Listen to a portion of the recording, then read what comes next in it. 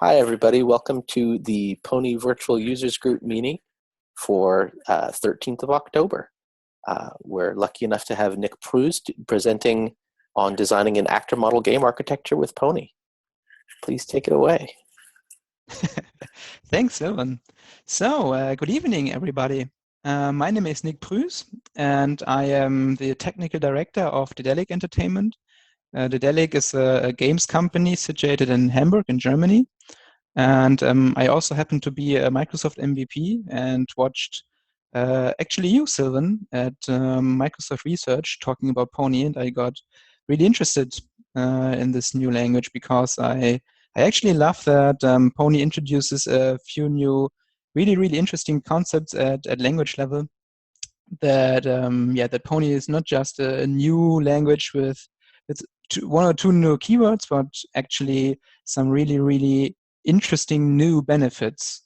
And it's been just because I've been making games for quite a few years now, and because Sylvan was actually talking about how he'd loved to having made games in the past decades with Pony, if it had existed back then.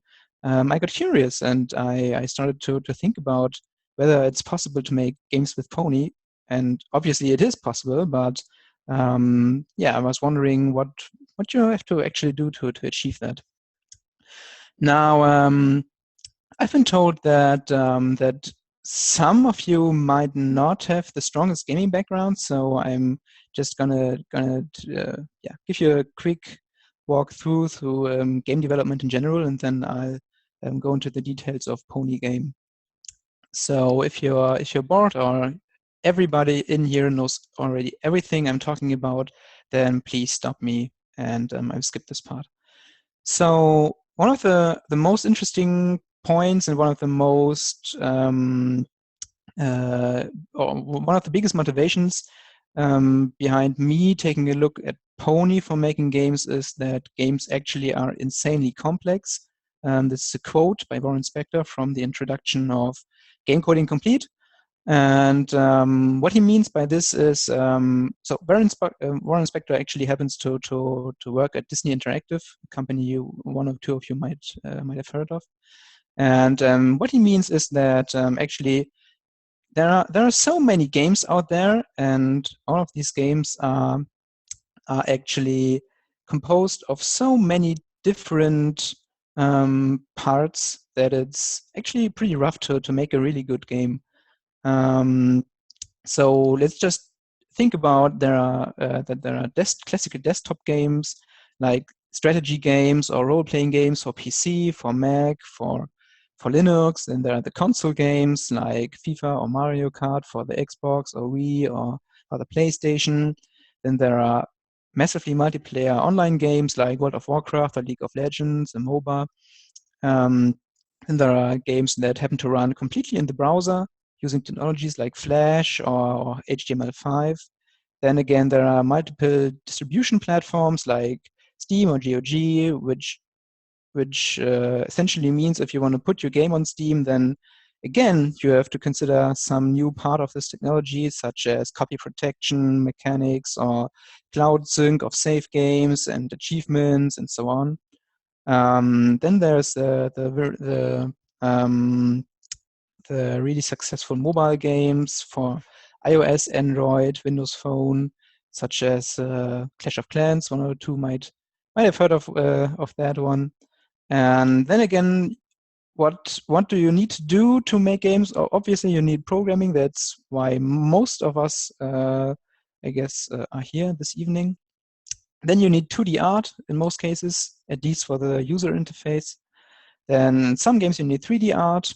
You can already see that there's many different people involved here, many different programs, a lot of different software. You need a game designer.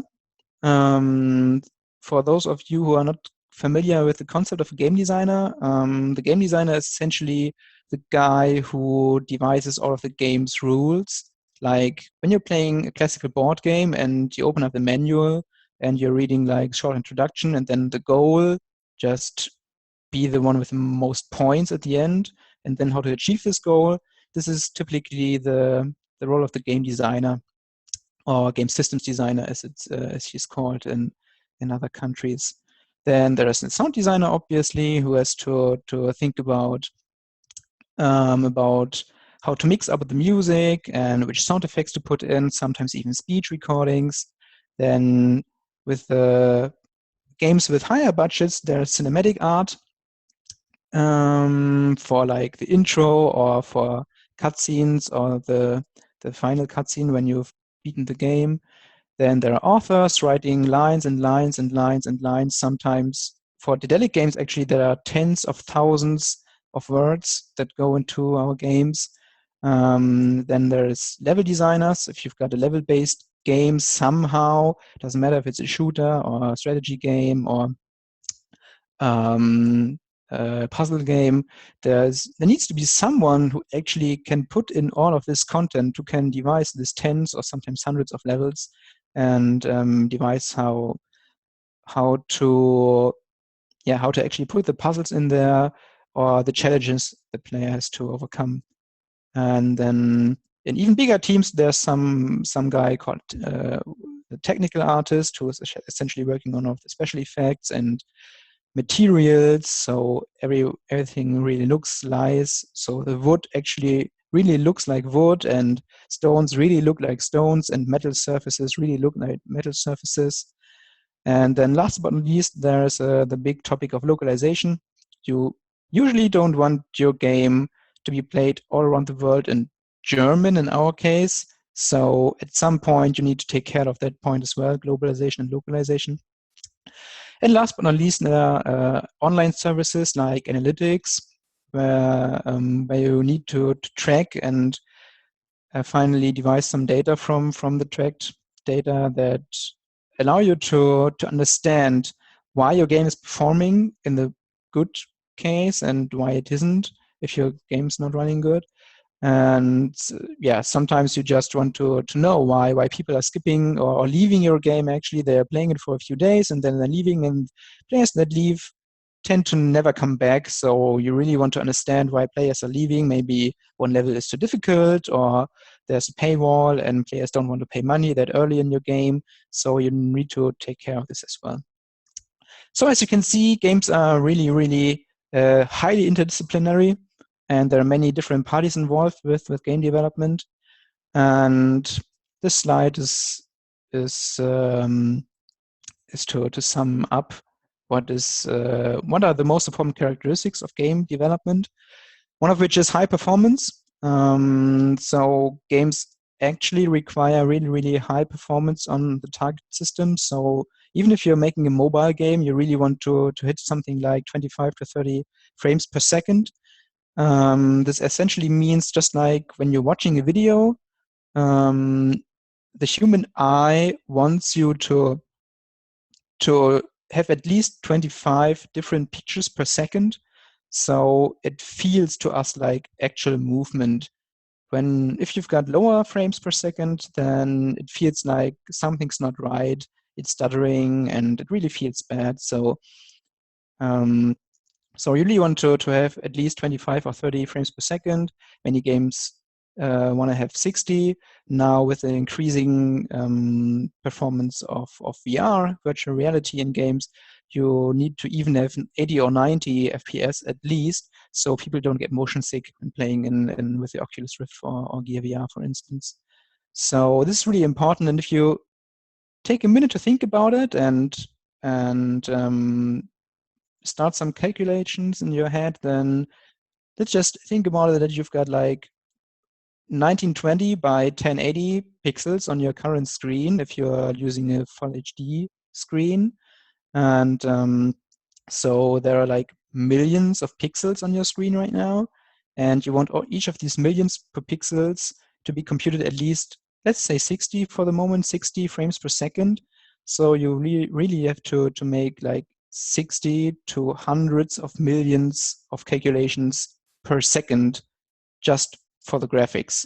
And then again, you need to do some calculations for the other parts of your game as well, right? We just talked about, like, there's AI in your game, maybe there's game logic in general, there's audio processing or decompressing of audio files, and all of this stuff needs to be really, really fast in your game.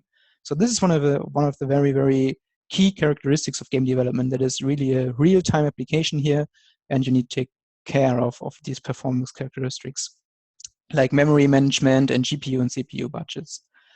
Then we've just been talking about that it's usually multi-platform. So today's games are so expensive that most companies cannot or don't want to afford to make a game for just one platform. The times where you just make a game for the PC and you're done with it are essentially gone. Most companies tend to make games for multiple platforms, like PC plus the game consoles or multiple mobile platforms simultaneously, which doesn't make it easier, actually. Then again, games are highly interdisciplinary. We've already been talking about that. Sometimes games are even distributed. So there are many multiplayer games out there. So you have to distribute your load. If you've got a server and you've got like tens of millions of players playing simultaneously, then you really, really need to think about how to distribute the load across your machines. And this is essentially when for the first time actors became really, really interesting, because at Microsoft, for instance, they were talking about how actors really improve the performance of the Halo services and cloud development in general, and then consequently actor-based models are really, really interesting all at once for game development as well.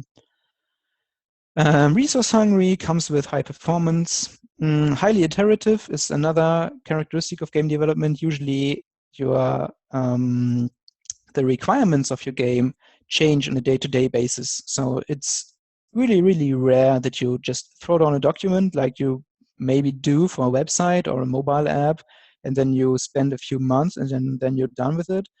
So because games are like a really, really creative media, and it is all about the experience the player wants to have, and it is hard to put too much scientific research into it. Sure, there are some concepts that that apply again and again, like reward loops. But then again, if you're making a game, there is no silver bullet for making a great game. There are some for making good games, or in other words, for not making bad games. But providing a great experience, like same like with movies or music, it's really a highly iterative thing. And so you really need to design your software and your whole game from a software architecture perspective in such a robust way that you can take in and out multiple modules many, many times and add new stuff and remove existing stuff without breaking everything every day. And based on all of these characteristics, games tend to become more and more concurrent, which is actually the second part that is really, really interesting in conjunction with Pony, because to gain enough performance to fulfill all of these characteristics we've been talking about, all of the pixels that need to be computed and game logic and AI and stuff, games try to use more and more of your CPU cores and to design the software in more and more concurrent ways, so that you can at least possibly use multiple cores, like one for your game logic, one for rendering, one for physics, one for AI, and more. So you can put things into different threads and then sync them up all at the end and increase your performance. Tim Sweeney, the CTO of Epic Games, another very, very, very big gaming company, or at least game technology company, once said a few years ago when they were developing the newest version of the Unreal Engine, really powerful game framework and toolset out there, that developing Unreal 4, he said that he spent at least half of the time thinking about how can I increase concurrency in the engine, because as we all know right now, it is highly improbable that there are going to be CPUs with like 5 or 6 or 7 gigahertz in the near future, maybe in the mid or distant future. But there will definitely be CPUs with 8 cores, 16 cores, 32 cores. So yeah, the path is really laid out for increasing concurrency in our software. So in order to gain the performance, we need to develop to develop even better experiences. So now, how do you make games anyway? We are here because I wanted to talk to you about making games with Pony. And the last thing I want to talk to you about first is how to make games in general. So basically, there are different approaches, one of which is basing your game on a framework called DirectX. DirectX is a game framework that provides some of the stuff that you really need in most of your games, like a graphics API for like even code for just multiplying two matrices, or for computing camera projection of the 3D scene. All of the stuff is in DirectX.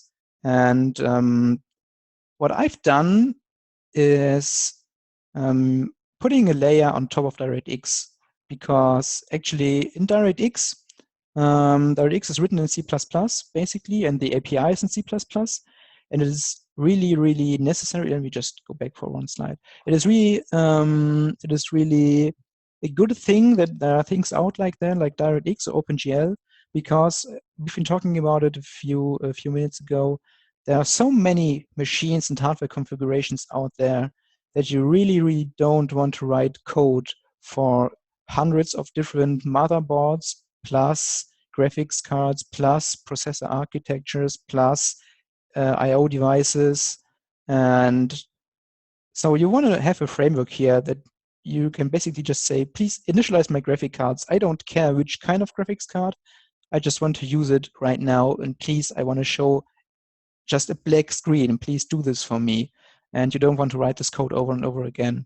So this is where frameworks like DirectX or OpenGL kick in. And then I was thinking about, now that that I know how to basically do games, how can I do the same with Pony? And Pony has a really great standard library, but right now there's no rendering part in it. So you could make like a console-based Pony game where you can just open up a terminal and answer questions, or use ASCII art for drawing your game. But really, you can do that, and you can. These are games. This is how games have been made like a few decades ago. But in today's world, people expect you to make games with Windows, with full HD images and camera projection and special effects and so on. So I really wanted to focus on, is this also possible with Pony? And as it turns out, it is. My basic idea, which there might be multiple approaches to do so, but the approach that I took is, I just wanted to run Pony game code on top of the DirectX C++ layer. I just told you that DirectX is written in C++ and has a public C++ API. So there's no C# API, and I'm pretty sure there won't be a Pony API in the near future. So my task was to somehow get PonyGame up and running on top of the DirectX C++ layer. And with all of the advantages of Pony, I wanted to run as much Pony code as possible on top of the C++ layer. So I wanted to do just a really hardware critical parts in C++ and keep this part as small as possible, so it can leverage all of the advantages of Pony, such as actors and the capability security of the language. So what I'm going to show you now is a framework I'd love to call PonyGame, which features many of the basic things that usually go into a game, like rendering text and images to the screen, like handling game controller input. There's also component-based entity systems in there. For those of you who are not familiar with that term, that's basically the consequence of what the Gang of Four suggests for general object-oriented software. So this is an aggregation-based game model where you don't use inheritance, but you use much aggregation, so that your game entities are comprised of multiple components. So a game entity basically can be anything, right? Game entity is just a term for anything in your game, like a projectile, like an arrow or a rocket, for an orc or Super Mario, or for a coin you can collect, or for an item you can pick up, for a tree, and all of these entities.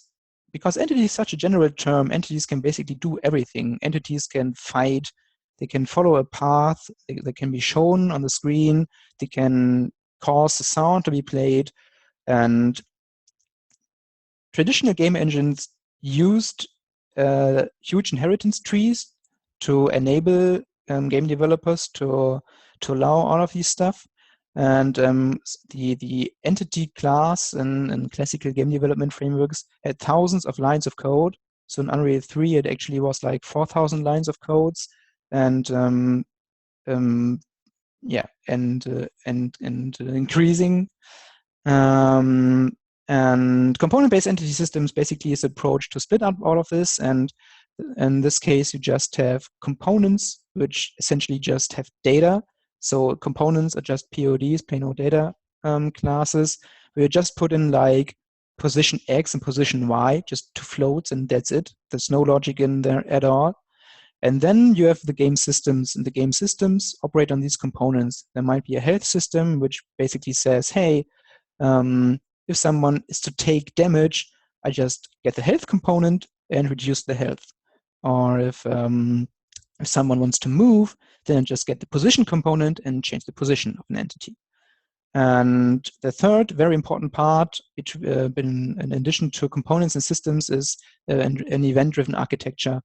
I told you before that that game development is a highly iterative process, so we really want to decouple as much as possible from everything else here. And this is why event-driven architectures are really, really key to making great games. So you can just like, I don't know, whenever someone takes damage, just raise an event and be done with it. And then there might be some special effects system that picks up that event and shows a special effect. There might be an audio system that picks up the event and plays some sound. There might be an animation system that picks up the event and plays some small animation on the orc that just got hit. And at any time, you can just throw the whole audio system out and everything's still working fine. So this is where event-driven architectures really, really shine. All of this is in PonyGame. Then there are some more basic stuff like a game clock and an FPS counter to measure performance. Configuration files, so you can just change the language, display resolution, and some stuff that the user wants to change and store on disk so that you don't have to configure all of this again and again. Sometimes the difficulty of the game or other data. And obviously there's log files. So because games are real time, sometimes you just don't want to, or you are not able to use breakpoints in a very nice way to understand what's going on. Sometimes you are, but sometimes it's more helpful to just hook up a log file and then take a look at the logs after the game session. And all of this is in PonyGame. And PonyGame, as I already said, this is a small graphics to sum it up. I'm just going to show you a game, and a small game of a clone of a very popular game that is built on PonyGame, on the PonyGame framework, which in turn consists of two layers. PonyGame is designed to have a pony package that you can just import in your files. And as I already said, I tried to write as much PonyGame code in Pony itself, but there's still the C++ layer that allows us to interface with the DirectX APIs. And here you can see some parts of the DirectX family. There's Direct2D for 2D rendering, Direct3D for 3D rendering. Then there's DirectWrite for writing text to the screen. And there is Direct Audio for playing sounds, and Ximport for fetching controller input. And all of these APIs, again, are an interface to the underlying hardware of your game system, like the graphics device, the sound card, or the game the game controller. So next one is the demo, and let me just check whether I can. There's the chat, right? Let me just take a look at the chat. No, I can see it. Ah, there you go. So if there are any questions right now, you can raise your questions, and I'm going to try to take a look at the chat window while I start a small demo. Let me just open it up. Can you still see everything? Yes, seems like you can. So PonyGame is open source, obviously, and so there will be a link on the slide in a few minutes. And so all of this is on GitHub, and I'm going to walk you through, give you a quick walk through the general architecture. Project native solution. So first, there's the native layer, the native C++ layer, that essentially just consists of, I think, like 2 or 3 source files. So there's really not too much in there. One of which is the rendering part, and the second one is the input part. And I think that might already be it. Just a second, preparing solution. Any questions right now? Taking a look at it. No, doesn't seem so. There you go. So there's like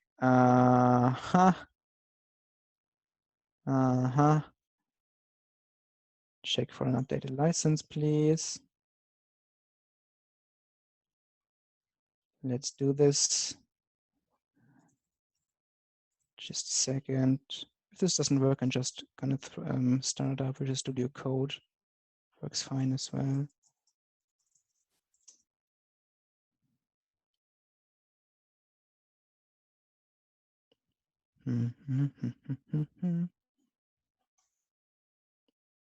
Okay, sorry about that. So there you go.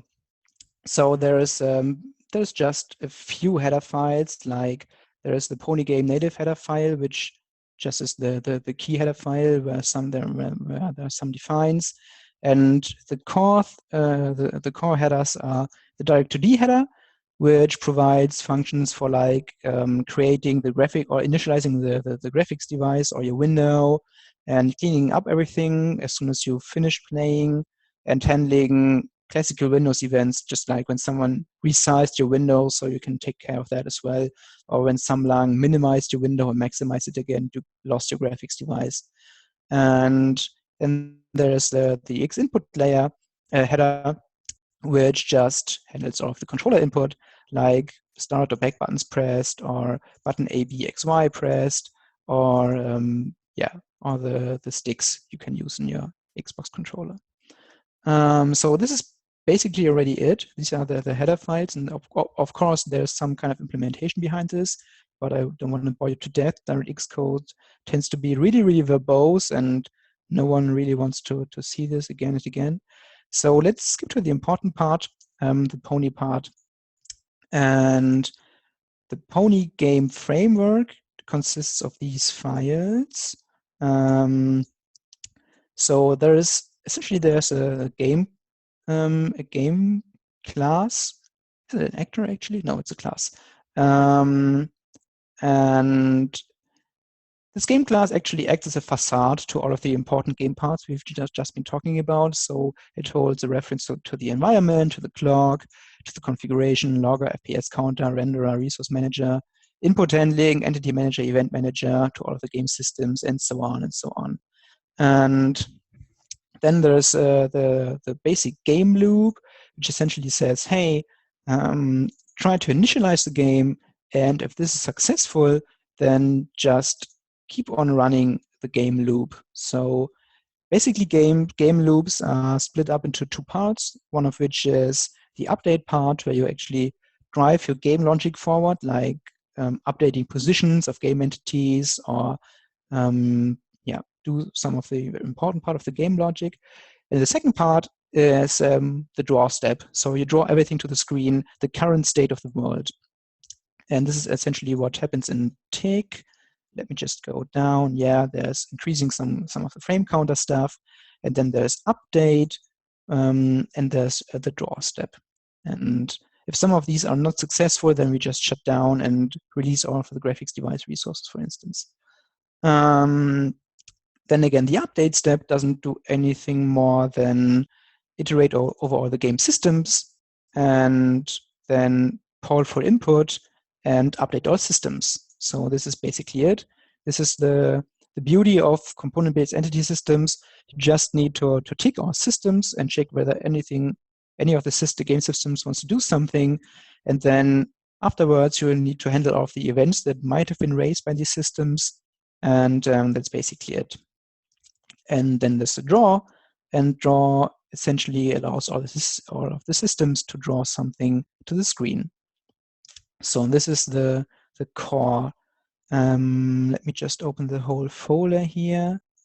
Yeah, actually, that's exactly the folder I wanted to open. PonyGame, select. Better. Okay, so this is the game class. And there are other parts around here, like the base class of the game system, or the game event class, it's actually just an interface. If you want to see any of the details of these, of the implementations of these, then you can just throw me a message in the chat or take a look at it later at GitHub. But I wanted to show some actual game code to you as well, just so you get a better understanding of what I'm talking about. So maybe let me just show the game first, so we know what we're talking about.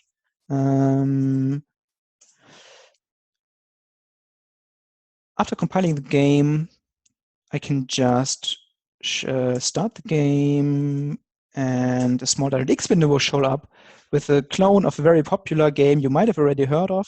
And I'm playing this right now on this Xbox controller, for those of you who haven't seen something like this. So I can use this Xbox controller to move the blocks falling down here and handle all of the input. Oh, I'm the worst Tetris player ever. Actually, you can't rotate here, so there's no way I'm going to make a great score here, but at least let me try and finish at least one line here. It's not going to do it. Another block, please. Come on. Right, there you go. And as you can see at the top left of the screen, there you can see the time, the FPS counter. We are at 60 FPS right now. Hope so. This game is not too complicated. And it's taking score, and there are game entities changing the position. We can handle input and move these small blocks around. And if all of these blocks align, then there is some kind of event being raised that can be handled by the score system, which in turn increases your current score. And all of this is rendered to the screen, obviously. Otherwise, you wouldn't be able to see anything. So this is proof of concept of PonyGame, just to show that, yes, it is possible.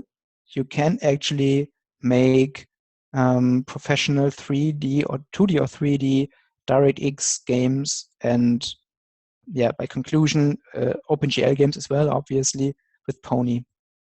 Yeah, now that we've seen this, let me just show you a little bit more of the example code. Then we've got a few more minutes for questions. Now that the game is finished, the log window automatically opened up because I appended that to the Windows batch file here. And this is a great example of some game log file, right, with a timestamp and the actually Pony source code file where the event was raised, or the log was raised. And some of the events are logged here, like a block got grounded, a new block spawned, and so on. Sorry. Now, how does this game actually look like? There's got to be some entry point, right? So let me just open this folder, PonyGame example in Visual Studio Code. Yeah, there's the main actor. And using PonyGame is that's just another Pony package. You can just create a new instance of the game, then add all of your game-specific game systems, and then just initialize and run the game. And that's basically it. This is the whole main function here. And the whole constructor here. And these systems, how do these systems look? For instance, there's the for system, which implements game system and event listener. And the for system has some kind of timer, like block stays 200 milliseconds at the current difficulty level before falling down another tile. And the game systems, the fall system remembers the ID of the current block that's falling down. And game systems have a handful of functions like init. Init is a great point for in the code for registering for game events, in this case like a block spawn event. And then there is start, which is guaranteed to be called after init and before the first update. So you can be sure that all of the initialization stuff of all systems is done here, which essentially means you in start it's safe to raise events, and you can be sure that every other game system has already been initialized and had the time to register for game events.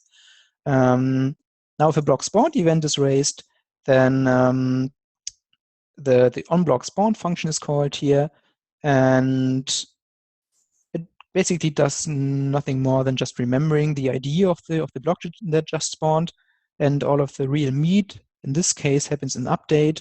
If there's some falling block, then we get the fall component of this entity, which essentially stores when the block fell the last time, and if the last time the block fell is greater than stay duration, like 200 milliseconds in our case, we in turn get the position component and increase the position. So that's basically just the whole logic of falling down. And this is a great example of the separation of concerns here. There's, as you can see, there's just one system that does nothing else than just making blocks fall. So I could easily take this one out, and everything else would still be okay. So there would still be blocks, and they would be rendered, and you could handle input and so on, but blocks just would not fall anymore. Let me just give you an example of some rendering stuff. Might be the grid render system. This is a game system as well. Listens for a grid initialized event and actually uses the init method or function to load resources. Game resource management is another very important part of games. So you need to load stuff from disk in order to show it or to play it in case of audio, for instance. And resource management is really, really hard to get right, because actually games tend to be tens of gigabytes in size by now, and that's more than most main memory on your systems or graphics memory on your GPU can handle. So yeah, that's why you really need to think about some resource management system and need to find a way of loading resources like images or audio from disk and localization files and game data, and unload it again when you're done with it.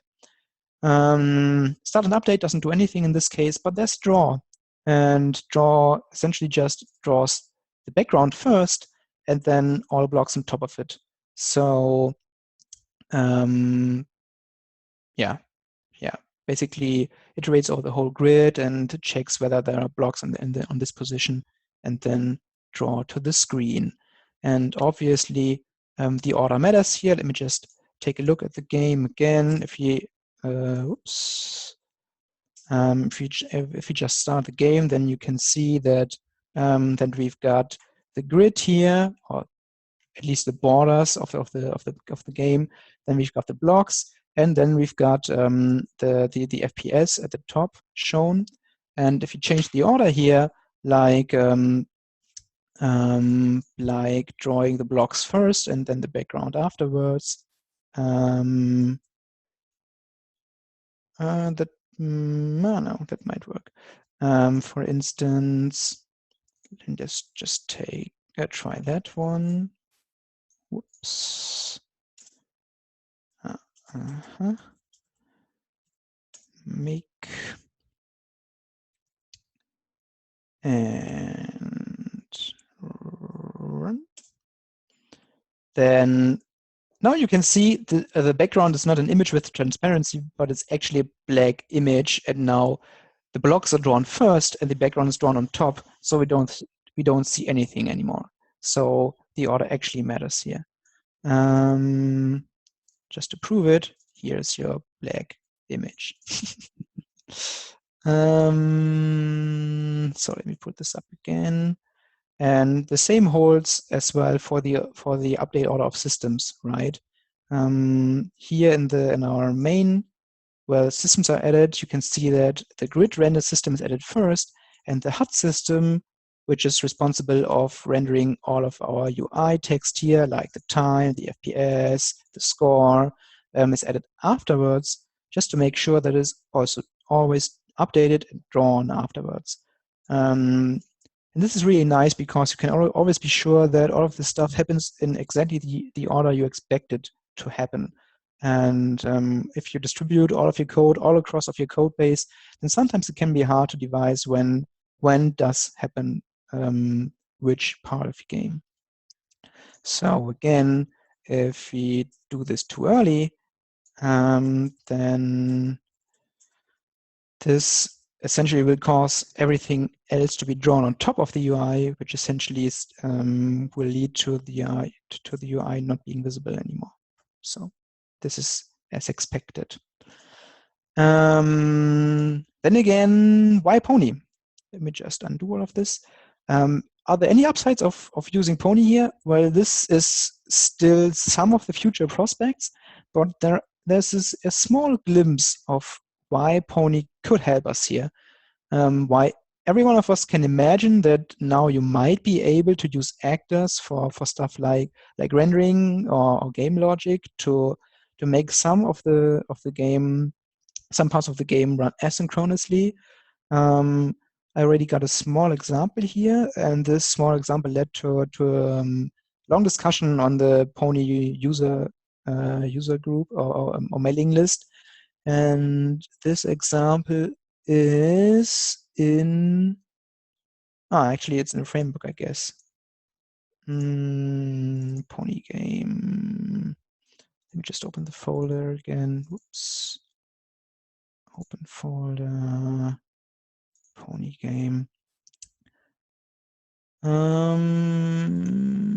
So this should be in, I think it's already in game, because we're using Logger here, and yeah, right, Logger is in the Pony standard library. So this is basically stuff that each and every one of us knows already. I don't think, no. Yeah, it's a string logger, but I think string logger as well is from the Pony standard library. So it should be around here somewhere. I think I even do ship it, or at least a version of it with PonyGame. Yeah, packages. So that everyone that wants to use it already got everything in place. There you go, Logger. And Logger turns out to be an actor, right? So where is it? No, Logger is a class. I'm a little confused. I always thought Logger was an actor, isn't it? Take a look at the chat. No. The logger's not an actor, but if No, you but the stream right. is an actor. Exactly. Right. Okay. Thank you. Right, now you got it again. The stream is an actor, and so because writing to the stream or the stream is an actor, writing to the stream can happen asynchronously.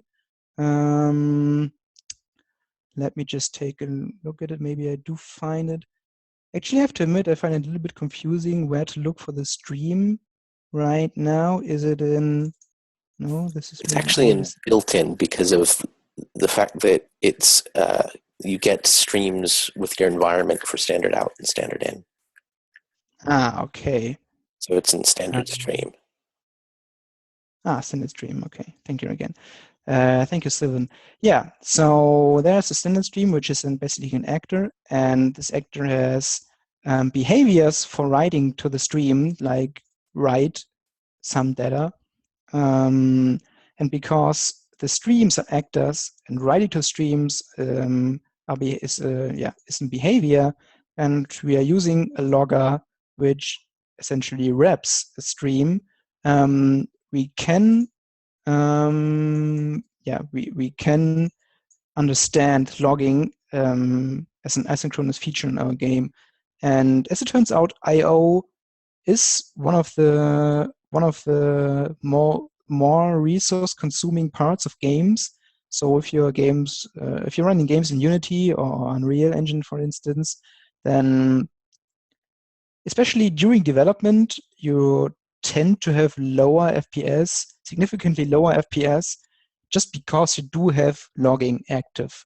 So you just have usually you have 60 FPS, but because you're logging and writing huge log files to both the terminal and some log file, you've just 50 or sometimes even 40 or something like this.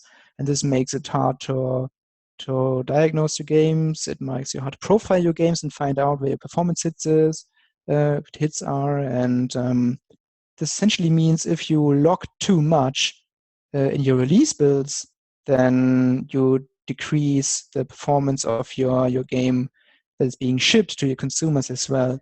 So this is just a tiny example where Pony automagically, more or less, improves the performance of our game just because we're using the logger here. And this is where I expect the Pony really, really help us with developing games, because if we can now somehow achieve that rendering, or at least the computations for rendering, happen in an actor or in behavior or other stuff input handling might not be a good idea, but other stuff like AI computations, if you've got complex UI and behavior trees in your games, or like physics computations, it might help to put these in actors and have Pony automatically scale it out to the number of available CPU cores, for instance. This is not in here right now because, as you can see, I had had enough to do to get all of this stuff up and running. And especially rendering might be one of the harder parts, because rendering requires you to find a nice way to sync everything up. You don't want to render some old state, or even worse, half of the new state and half of the old state, because rendering is running asynchronously versus the update of your game.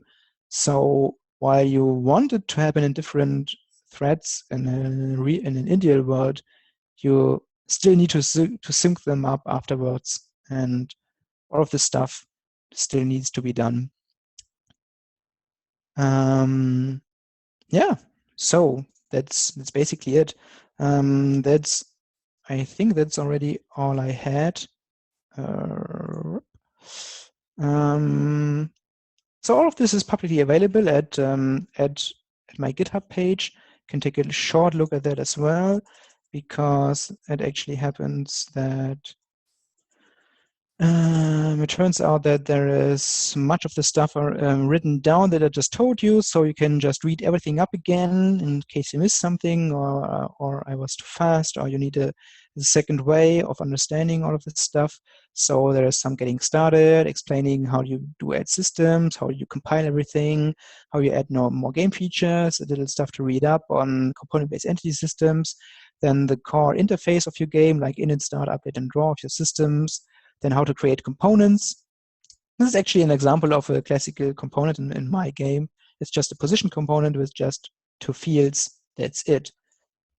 And then how to raise events, how to draw on text images to the screen, and how to handle input, how to work with timing stuff like elapsed time and frames, how to configure your game, like setting the window size or the log level. All of this already in there. How to write stuff to the logs, and yeah, all of this under the MIT license. So have fun with that. Now, 10:20 p.m. for me.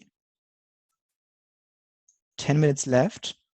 And yeah, future prospects, I already was talking about that.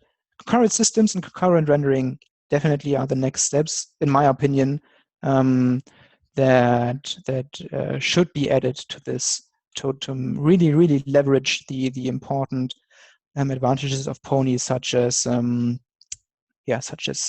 actors, behaviors. And for me, as a somehow senior game developer, it was really interesting to write games in Pony, because actually, Pony doesn't allow runtime error handling. This is something I just wanted to point out once more.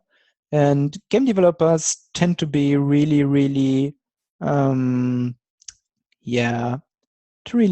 go really easy on error handling. Like, okay, in some cases, there are basically two fundamental approaches, one of which is just let it crash, better than just trying to find an error that happened like 100 frames ago. Just let it crash.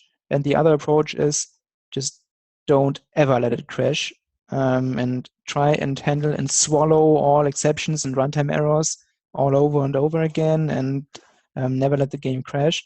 Basically, the first one is usually used in development, and the second one in when the game is deployed to the consumers.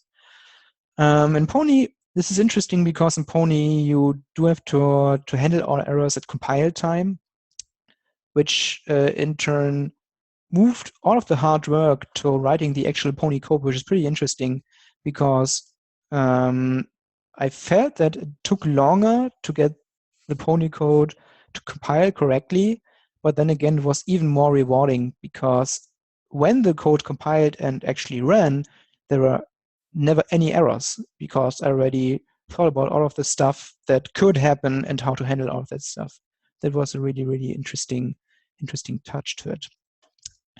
So there's a lot of references just for you guys to read up all again, and that's basically it. Thank you very much for your attention.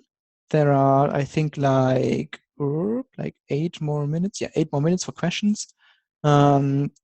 Just turn up your mics and ask away if you've got anything. Just going to take a look at the chat in case I missed some questions.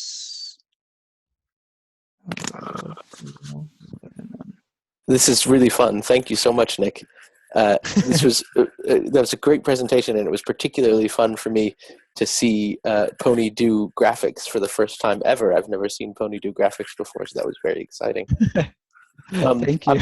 I'm going to let anybody else do questions because I will take up all of the time with questions if anyone lets me. So please, anyone else, jump in. But if no one does, I will start asking questions. So, okay, I guess I get to. I quite like the way that you've put together the event architecture. And one of the things that you talked about was about being able to farm out tasks to actors and then have the rendering step. One of the things that I thought about in terms of that was that rendering doesn't have to operate on the current state as actors see it, but it needs to operate on a consistent state. That is, if you have actors controlling physics, you need to render where everything was at some point in time. Yeah, you're right. Actually, yes. If we find some way to ensure that we are always operating on consistent game states, that might be 1 or 2 frames old, but then again, at least as long as it's consistent, that's fine.